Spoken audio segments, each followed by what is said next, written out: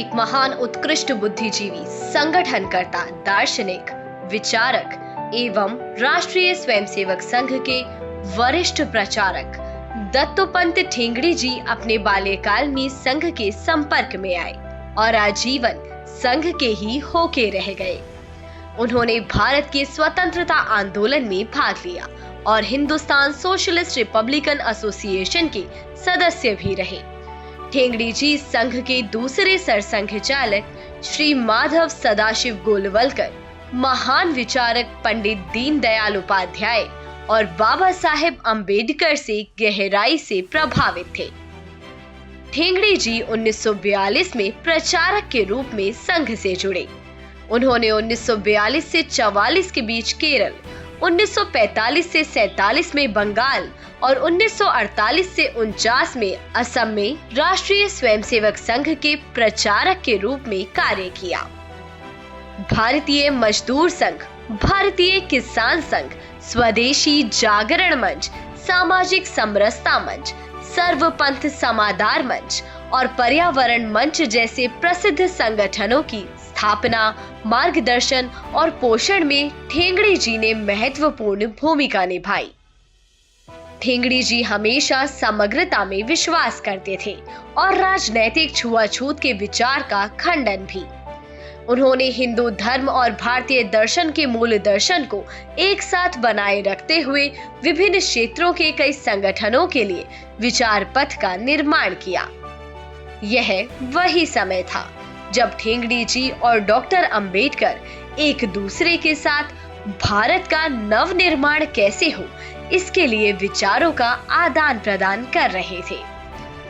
स्वदेशी जागरण मंच के सह संयोजक एस गुरुमूर्ति, जो भारतीय रिजर्व बैंक बोर्ड में एक स्वतंत्र निदेशक रहे, वे ठेंगड़ी जी और डॉक्टर अंबेडकर के संबंधों के बारे में बात करते हुए कहते हैं कि ठेंगड़ी जी अंबेडकर जी के बारे में अधिकार के साथ बात कर सकते थे, क्योंकि वे बाबा साहेब के जीवन के अंतिम 4 वर्षों में उनके साथ पूर्णकालिक छात्र थे।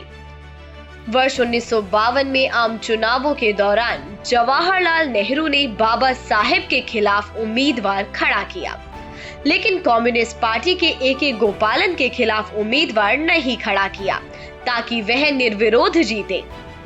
जब डॉक्टर भीमराव अंबेडकर को यह जानकारी हुई, तब नेहरू की इस नीति से वे बहुत नाराज हुए और उन्हें दुख भी हुआ। इसी तरह सीपीआई के संस्थापक सदस्य ऐसे डांगे ने भी लोगों से खुले तौर पर कहा, अपने वोट खराब कर लो, लेकिन डॉक्टर अंबेडकर को वोट मत दो। इस प्रकार जब भारतीय राष्ट्रीय कांग्रेस और भारतीय कम्युनिस्ट पार्टी दोनों ने धोखे से उन्हें चुनावों में हराने की कोशिश की, तो डॉक्टर अंबेडकर ने अपने जीवन के अंतिम दिनों में आरएसएस की ओर रुख किया। वर्ष 1952 के चुनाव में मध्य प्रदेश में भारतीय जनसंघ, डॉक्टर अंबेडकर के श्वेतकारी महासंघ और समाजवादी दल ने एक संयुक्त गठबंधन बनाया था।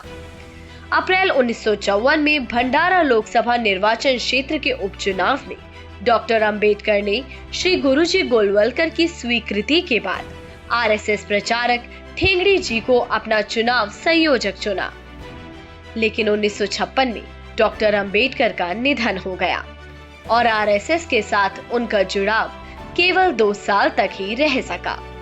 ठेंगड़ी जी की पुस्तक डॉक्टर अंबेडकर और सामाजिक क्रांति की यात्रा आरएसएस के साथ डॉक्टर अंबेडकर के घनिष्ठ संबंधों का वर्णन करती है। डॉक्टर अंबेडकर के सपने को साकार करने के लिए ठेंगड़ी जी ने समाज के बीच वर्षों तक लगातार कार्य किया और इसके परिणाम स्वरूप 1983 में सामाजिक समरसता मंच अस्तित्व में आया। डॉक्टर बाबा साहेब अम्बेडकर और दत्तोपंत ठेंगड़ी के मध्य विभिन्न विषयों पर चर्चाएं होती थी। डॉक्टर बाबा साहेब के साथ अपने एक संवाद का उल्लेख करते हुए ठेंगड़ी जी लिखते हैं, एक बार उनसे वार्तालाप में उनके बौद्ध मत में दीक्षित होने की बात आई।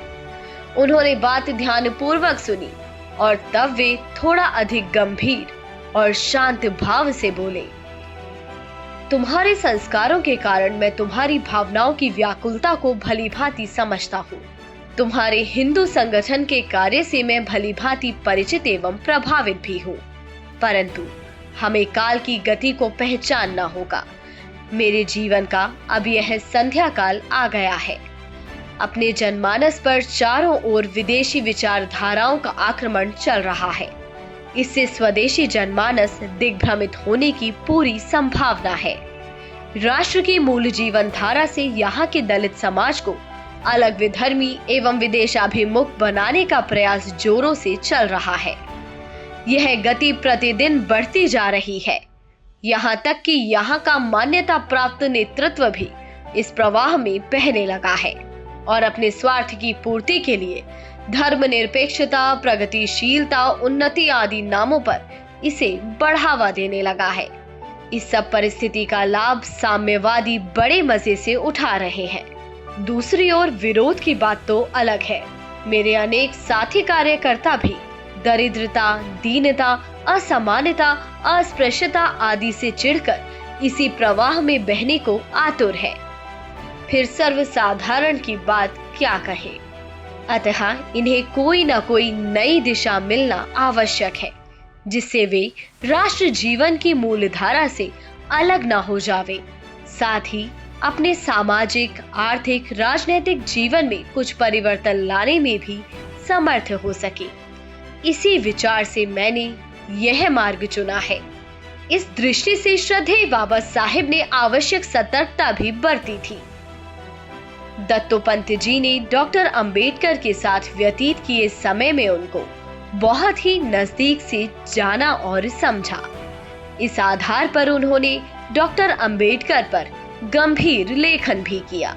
विशेष रूप से डॉक्टर अंबेडकर के सामाजिक संघर्ष को लेकर लिखी गई दत्तोपंत ठेंगड़ी जी की पुस्तक डॉक्टर अंबेडकर और सामाजिक क्रांति की यात्रा अत्यंत महत्वपूर्ण है, जो डॉक्टर अंबेडकर के ऐसे विचारों को समझने में अत्यंत सहायक है, जिसे लेकर स्वार्थी दलों के द्वारा भ्रम फैलाया जाता रहा है। राष्ट्र को समर्पित कर्मयोगी दत्तोपंत ठेंगड़ी जी को कोटि कोटि नमन है।